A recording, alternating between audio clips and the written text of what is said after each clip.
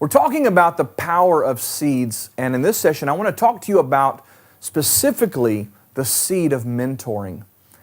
Mentoring is that activity where I, as an adult, as an experienced individual, take from the vault, the wealth of my experience, my knowledge, my capacity, and I pour that into someone else who has not yet come quite as far as I have.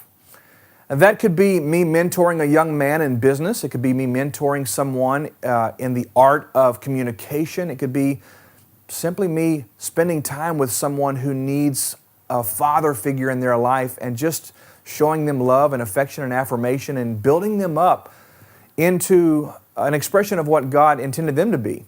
Whatever the case, it involves time, it involves energy, it involves emotion. It might even involve your financial resources, but here's the piece about mentoring. When I sow a seed of mentoring, when I take time to invest in a young person's life or even a peer's life, whatever that may be, I am actually sowing a seed not only towards their capacity, their potential, and their future. I'm sowing a seed, quite honestly, in the harvest that's coming to me, where someone who is ahead of where I am will, in kind, mentor me and pour into my life. I've been one of the most blessed individuals in this area because, for whatever reason, I have always had great people who were willing to come alongside of me. Individuals who were far ahead of where I was, who had more experience, more wisdom, more insight into how to do certain things, how to grow a business, how to do ministry, whatever the case is. But these individuals had come alongside of me and poured into my life. And here's what I figured out.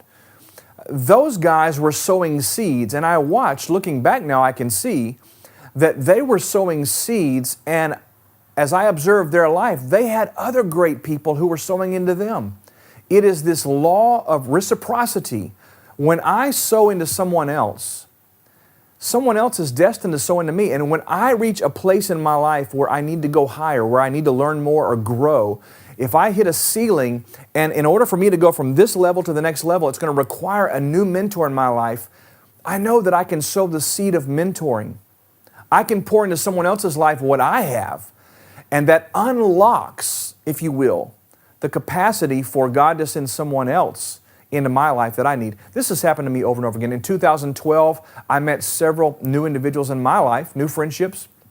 2014, the same thing.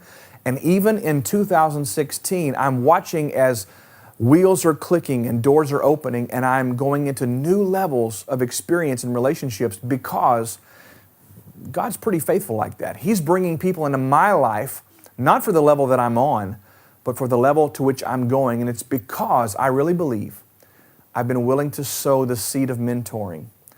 I spend quite a bit of my time each week trying to coach and mentor and assist and counsel people who are maybe a few steps behind me.